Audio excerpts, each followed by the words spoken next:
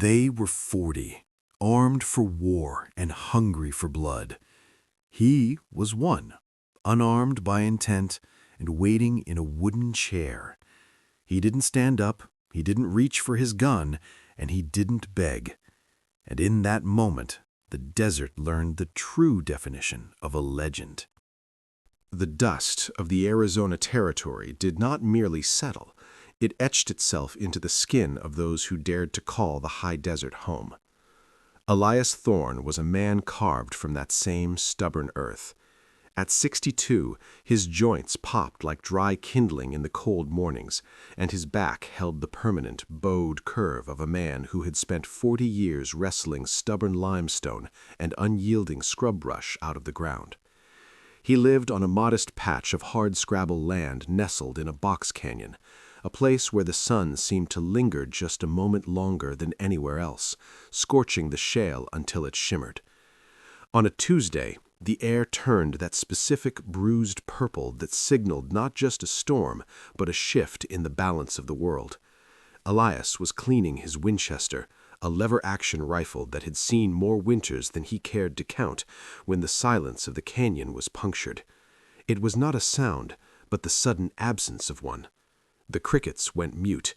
The red-tailed hawk that usually circled the rim of the canyon vanished into the clouds. Elias stood on his porch, his weathered hand resting on the porch post, and watched as the ridgeline bloomed with movement. They came in a line that looked like a jagged spar against the skyline, 40 Apache warriors, led by a man whose reputation for silence and steel was whispered about in the trading posts from Tombstone to Santa Fe. They were not raiding for cattle, they were passing through, a war party retreating from a skirmish further north, and Elias's ranch sat squarely on the narrow trail that cut through the canyon. When they reached the bottom of the slope, the leader raised a hand, and the world froze. Elias did not retreat. He did not lock his door. He walked to the edge of his porch, pulled a wooden chair into the center of the dusty yard, and sat down. He placed his rifle across his knees, barrel pointed toward the dirt. He was a small man in a vast landscape, a speck of gray against the ochre cliffs, but he sat with the heavy, unmoving stillness of a mountain. The leader of the Apache party rode forward, his horse's hooves ringing hollow against the stones. He stopped 20 paces from the old man. The silence between them grew thick, a physical weight that pressed against the chest. The warrior looked at the house, a fragile structure of lashed timber and corrugated tin, then back at the man. In the Apache tradition, courage was a language recognized above all others, and there was a peculiar lethal dignity in the way Elias remained seated. Elias spoke first. His voice was a rasp, like sandpaper on gravel. He didn't speak the tongue of the tribe, but he spoke the language of the frontier, slow and measured. He told them he had no quarrel with them, that his water trough was full and his grain silo was open, but that he would not leave his land. He told them that if they chose to pass over his blood to reach the other side of the canyon, he would ensure the price of the crossing was higher than any they had paid before. He didn't boast, he didn't threaten, he simply stated the reality of the impending violence, as if he were discussing the weather. The leader of the Apache party studied him for a long time. 40 warriors sat behind him, a wall of bronze and shadow. Any one of them could have ended the old man in a heartbeat, a singular motion of a bow or a rifle, but the air was heavy with an ancient, unspoken pact. To kill a man who sat waiting for death with such unwavering calm was not a victory, it was a disruption of the natural order. The leader dismounted.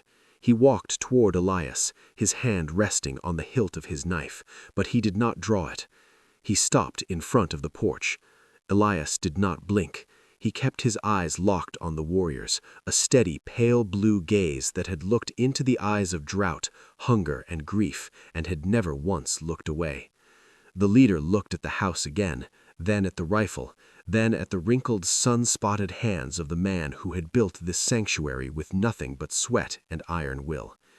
A conversation took place that day that used no words. It was a dialogue of posture, of the way the sun caught the barrel of the Winchester, and the way the old man refused to let his hands tremble.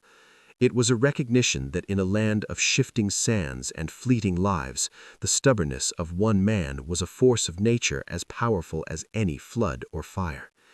The Apache leader understood that Elias wasn't fighting for gold or glory, but for the fundamental right to exist in the place he had claimed. There was no shame in respecting that kind of shadow. The leader turned back to his men and barked a single command.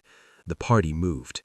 They did not attack. They skirted the ranch, riding in a wide, respectful arc that kept them off his front porch and away from his well. As they passed, each warrior looked at the old man sitting in his chair. Not one of them laughed, not one of them jeered. They treated him as one might treat a jagged cliff or a deep, treacherous river, a thing to be navigated, not conquered. When the last of the riders vanished into the deepening shadows of the far canyon wall, Elias did not move for an hour. He sat until the sun dipped behind the rim, plunging the valley into twilight. Only then did his shoulders finally sag. He reached down and felt his rifle. His fingers were cramped, white-knuckled from the hours of holding the lever. He stood up, his knees popping, and walked inside to light his lantern. The story of the 40 warriors and the old man who wouldn't move didn't reach the newspapers. There were no telegrams sent, no medals pinned to his chest. But in the years that followed, something changed. When travelers or prospectors passed through the Box Canyon, they found a strange peace. Even as the wars of the frontier intensified and the lines of the territory shifted, no raiding party ever touched the ranch. It became a neutral ground, a place where the legends of the desert seemed to converge. People would come to ask Elias how he did it, how he stared down a death sentence that would have shattered a regiment of cavalry. He would never answer them directly.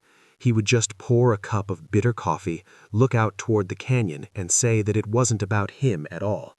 He would say that the land has a memory, and that if you stand in one place long enough, truly stand there without wavering, without apology, the land begins to protect you.